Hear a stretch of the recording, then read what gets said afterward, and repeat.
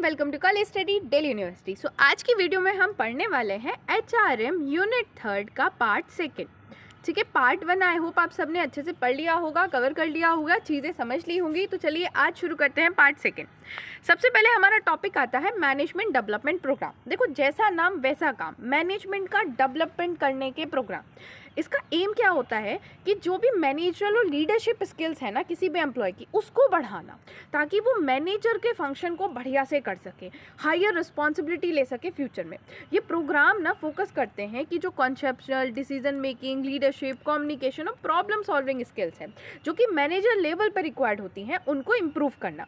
तो management development ना एक कॉन्टिन्यूस प्रोसेस होता है जो एम्प्लॉय को प्रिपेयर करता है कि वो जो ऑर्गेनाइजेशन की कॉम्प्लेक्स सिचुएशन है उनको हैंडल कर सके, जो बड़े बड़े चैलेंज आने वाले हैं मैनेजर पोजीशन पे उनको हैंडल कर सके। तो इसके ऑब्जेक्टिव क्या होते हैं? तो देखो, ऑब्जेक्टिव होते हैं कि जो मैनेजर और लीडरशिप स्किल्स है उनको बढ़ाना, डिसीजन मेकिंग एबिलिटी को बढ़ाना, एम्प्लॉय को प्रिपेयर करना कि वो एक बड़ी जॉब, हायर रिस्पॉन्सिबिलिटी ले सके, उसकी प्रॉब्लम सॉल्विंग एबिलिटी को भी इम्प्रूव करना है। अब भाई मैनेजर की लेवल पे बैठेगा तो प्रॉब्लम तो आएगी, प्रॉब्लम सॉल्व करने की एबिलिटी तो होनी चाहिए ना, और स्ट्रैटेजिकली सोच सके, बहुत ही दिमाग लगा के ढंग का सॉल्यूशन निकाल सके। अब मेथड क्या होते हैं मैनेजमेंट डेवलपमेंट प्रोग्राम के? एक गुड न्यूज़ बताऊं, ये सारे मेथड तुम ऑलरेडी पढ़ चुके हो पार्ट 1 में, तुम्हें दोबारा पढ़ने ही नहीं। Case study method, role playing, management game, conference seminar, coaching, mentoring, job rotation, sensitive training, ये सारी चीज़ें आपने पहले पार्ट में पढ़ ली हैं। ट्रेनिंग के भी यही मेथड है और ये मैनेजमेंट डेवलपमेंट के भी है। तो अगर आते हैं तो आपको यही सारे मेथड जैसे ऊपर बताए थे एक्सप्लेन करके आने हैं विद एग्जाम्पल। अब आ जाते हैं एग्जाम्पल पे। तो देखो, लीडरशिप डेवलपमेंट प्रोग्राम जैसे प्रोवाइड करा जा रहा है मैनेजर को, या एग्जीक्यूटिव ट्रेनिंग प्रोग्राम प्रोवाइड करा जा रहा है सीनियर एम्प्लॉय को, ये सारे के सारे जो एग्जाम्पल हैं वो मैनेजमेंट डेवलपमेंट प्रोग्राम के हैं।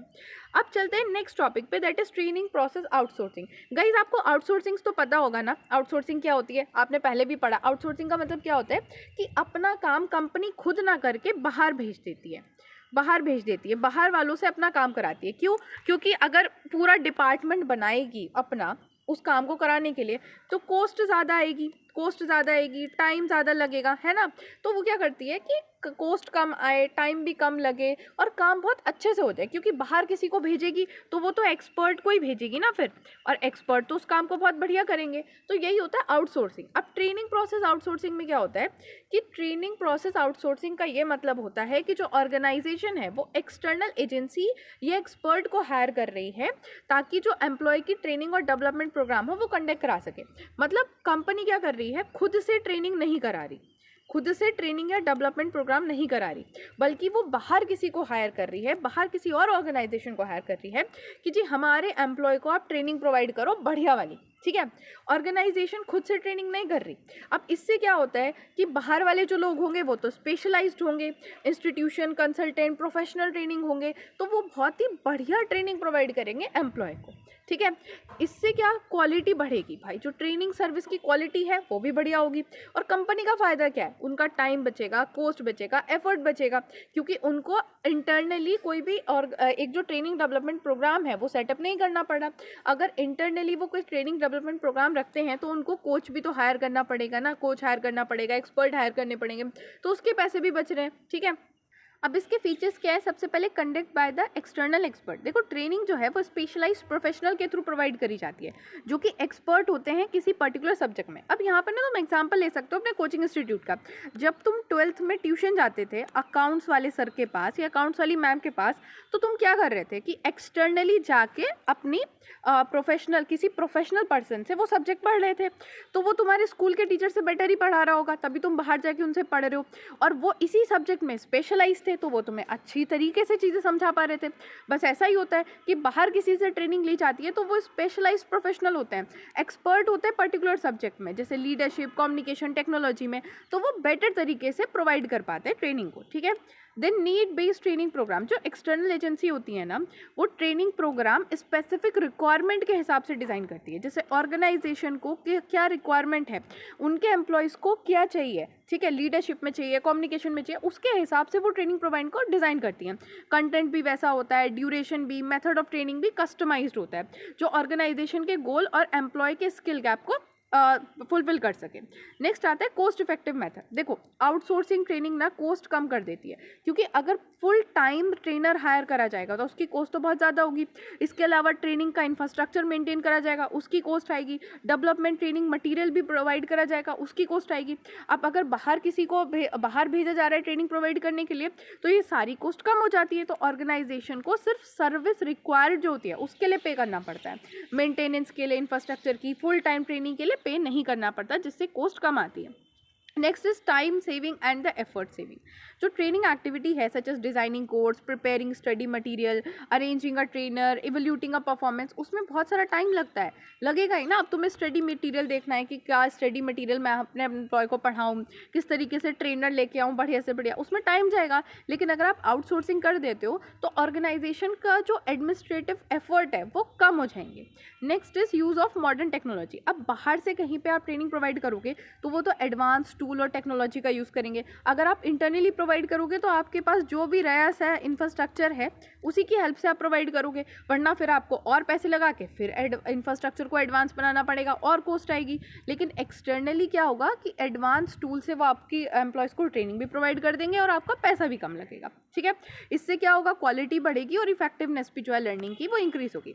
अब एडवांटेज क्या होते हैं इसके, तो एडवांटेज क्या है, एक्सपर्ट गाइडेंस प्रोवाइड हो जाती है, क्वालिटी ऑफ ट्रेनिंग इंप्रूव होती है, कॉस्ट भी बचती है, टाइम भी बचता है, ऑर्गेनाइजेशन अपने और इंपॉर्टेंट एक्टिविटीज़ पे फोकस कर सकती है, और लेटेस्ट नॉलेज और इंडस्ट्री प्रैक्टिस का को पता चलता है। ठीक है, डिसएडवांटेज क्या है कि ऑर्गेनाइजेशन का कंट्रोल नहीं होता ट्रेनिंग के कंटेंट पे। अब वो जो चाहे आपके एम्प्लॉय को पढ़ाए, आपके एम्प्लॉयज़ को वही पढ़ना है, आप कुछ नहीं कर सकते उसमें।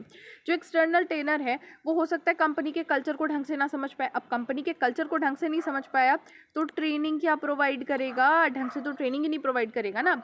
इसके अलावा आपकी जो कॉन्फिडेंशियल इन्फॉर्मेशन है वो भी एक्सपोज हो जाएगी, क्योंकि आपके एम्प्लॉयज़ वहाँ जा रहे हैं, वो कुछ सीख रहे हैं, तो इन्फॉर्मेशन तो एक्सपोज होगी। इसके अलावा आप जो है एक एक्सटर्नल एजेंसी पे पूरी तरह डिपेंड नहीं हो सकते। इसके अलावा जो क्वालिटी है ना ट्रेनिंग की, वो ट्रेनिंग प्रोवाइडर पे ही डिपेंड करती है। अब चलते हैं नेक्स्ट टॉपिक पे, that is scope of training. देखो स्कोप ऑफ ट्रेनिंग का मतलब क्या है, वो एरिया जहाँ पे जो ट्रेनिंग है वो इम्प्रूवमेंट प्रोवाइड करती है एम्प्लॉय को। तो स्कोप में यहाँ पे 7 पिलर की तरह आप इसे याद रख सकते हो। सबसे पहले on board training, then soft skill training, technical training, product and service training, quality training, anti harassment training और लीगल ट्रेनिंग। अब एक एक करके इन ट्रेनिंग को डिटेल में पढ़ते हैं। तो सबसे पहले आती है हमारी ऑन बोर्ड ट्रेनिंग। तो देखो ऑन बोर्ड ट्रेनिंग क्या होती है, वो नए एम्प्लॉय को प्रोवाइड करी जाती है। अब कोई भी नया एम्प्लॉय जब भी ऑर्गेनाइजेशन को ज्वाइन करता है ना, तो उसको ऑन बोर्ड ट्रेनिंग प्रोवाइड करी जाती है। इससे क्या होता है कि वो ऑर्गेनाइजेशन की पॉलिसी, वर्क कल्चर, जॉब की ड्यूटी, रोल्स एंड एक्सपेक्टेशन को ढंग से समझ पाता है। तो ये ट्रेनिंग इस बात को मेक श्योर करती है कि जो एम्प्लॉय है वो ईजिली एडजस्ट कर पाए वर्क प्लेस में और अपनी ड्यूटी को बहुत ही एफिशिएंटली परफॉर्म कर पाए। फॉर एन एग्जाम्पल, एक न्यूली हायर्ड एम्प्लॉय जो है वो ओरिएंटेशन प्रोग्राम अटेंड कर रहा है। आप लोग जब कॉलेज में आए होंगे तो आपको भी ओरिएंटेशन प्रोग्राम हुआ होगा ना। ओरिएंटेशन प्रोग्राम में आपको बताया होगा टाइम टेबल कैसे देखना है, कैसे आपको सब्जेक्ट सेलेक्ट करने हैं और हमारा कॉलेज कितना अच्छा है, सब कुछ बताया होगा। तो उसमें क्या है कि आप उस कॉलेज के एनवायरनमेंट को समझ पाओ, रूल्स रेगुलेशन समझ पाओ, इसीलिए तो प्रोवाइड करी जाती है ना।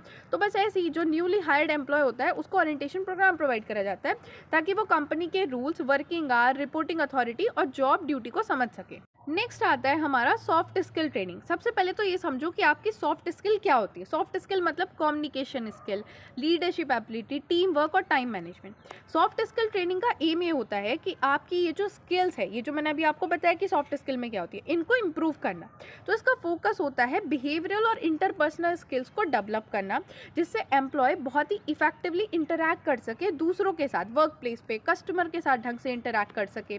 ठीक है, और एक हेल्दी वर्क इन्वायरमेंट बना रहे। इन स्किल्स की हेल्प से जो पर्सनालिटी है, कम्युनिकेशन है और टीम वर्क एबिलिटी जो है वो इंप्रूव होती है। Next is technical skills training. देखो टेक्निकल स्किल्स क्या होती हैं, किसी भी जॉब को परफॉर्म करने के लिए आपको जो टेक्निकल नॉलेज या प्रैक्टिकल स्किल चाहिए होती है, that is technical skill. For an example, आपको कोई जॉब परफॉर्म करनी है और आपको उसके लिए एक्सेल आना चाहिए, तो ये आपकी टेक्निकल स्किल है कि आपको ये आना चाहिए। आपको कोई जॉब परफॉर्म करनी है और आपको कोई अकाउंटिंग सॉफ्टवेयर चलाना आना चाहिए, तो this is your technical skill. ठीक है, तो ये जो स्किल्स होती है वो किसी मशीन, टूल, सॉफ्टवेयर या टेक्निकल प्रोसीजर से रिलेटेड होती है जो कि ऑर्गेनाइजेशन में यूज़ होता है।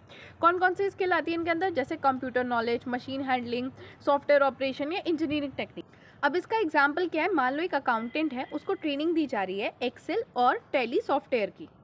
नेक्स्ट आता है हमारा प्रोडक्ट एंड सर्विस ट्रेनिंग। देखो प्रोडक्ट एंड सर्विस ट्रेनिंग में क्या होता है कि कंपनी के जो भी प्रोडक्ट या सर्विस हैं, जो भी कंपनी प्रोडक्ट या सर्विस प्रोवाइड कर रही है, उसके फीचर्स क्या हैं, फंक्शन क्या है, यूज़ क्या है, बेनिफिट क्या है और वैल्यू क्या है, वो एक एम्प्लॉय को सिखाया जाता है। मान लो कोई भी एक एम्प्लॉय है, वो मार्केटिंग डिपार्टमेंट या कस्टमर सर्विस डिपार्टमेंट या सेल्स डिपार्टमेंट में काम कर रहा है, तो उसे एटलीस्ट ये तो पता होना चाहिए ना कि मेरी कंपनी ये प्रोडक्ट ऑफर कर रही है।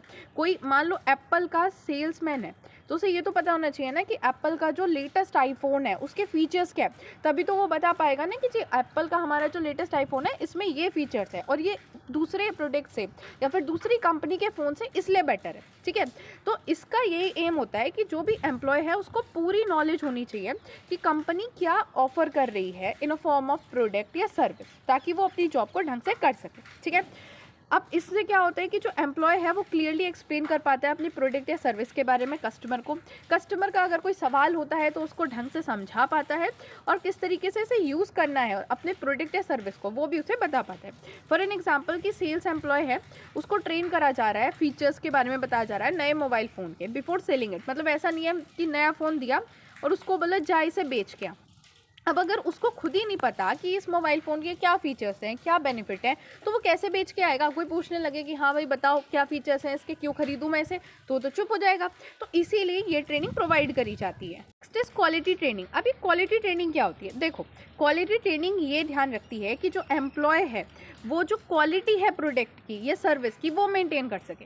मतलब ये एम्प्लॉय को ये बताती है कि कौन सा सही तरीका है काम करने का, ताकि वो ढंग से काम कर सके और जो क्वालिटी मेंटेन करी गई है वो ख़राब ना हो। कंपनी की एक इमेज है, मान लो कोई कंपनी एक प्रोडक्ट प्रोवाइड कर रही है तो पता है कि भाई वो इतनी अच्छी क्वालिटी का जो प्रोडक्ट है वो प्रोवाइड करती है। अब मान लो कल के दिन को चिंटू जो है उस कंपनी में काम करने गया, लेकिन उसको क्वालिटी ट्रेनिंग प्रोवाइड नहीं करी गई, उसने ढंग से काम नहीं किया, तो क्वालिटी हैम्पर हो गई। उससे क्या हुआ कि कंपनी की गुडविल भी हैम्पर हो गई। तो क्वालिटी ट्रेनिंग इसी बात पे फोकस करती है कि एरर ना हो, वेस्टेज ना हो, डिफेक्ट ना हो, ताकि जो एफिशिएंसी है और जो परफॉर्मेंस है वो बढ़िया हो।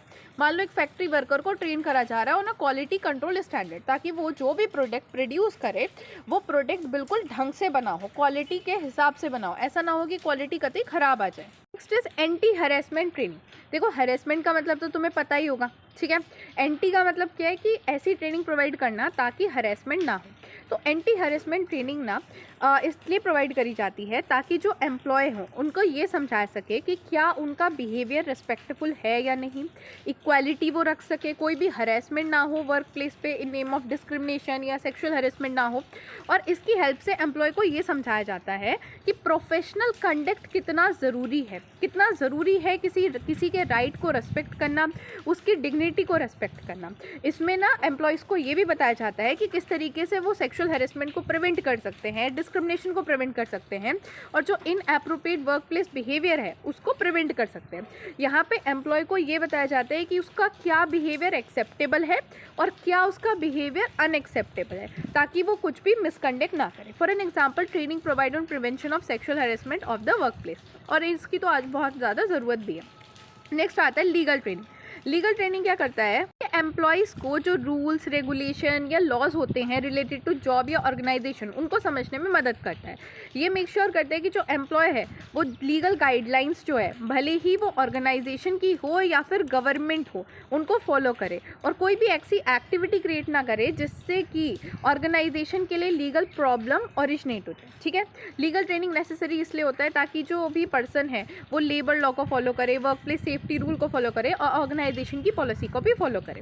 सो इसी के साथ का HRM यूनिट 3 होता है complete. Thanks for watching. Video को लाइक करो, चैनल को सब्सक्राइब भी करो, वीडियो को हाइप भी करो। एंड गाइस अगर आपको नोट्स चाहिए, जिन नोट्स से मैं आपको पढ़ा रही थी, तो आप उन्हें परचेस कर सकते हो with the help of Google form, और गूगल फॉर्म का लिंक आपको डिस्क्रिप्शन बॉक्स में मिल जाएगा। इसके अलावा अगर आपका कोई भी सजेशन है तो आप कमेंट सेक्शन में लिख सकते हो या हमारा टेलीग्राम चैनल ज्वाइन कर सकते हो, और टेलीग्राम चैनल का लिंक भी आपको डिस्क्रिप्शन बॉक्स में मिल जाएगा। So thank you.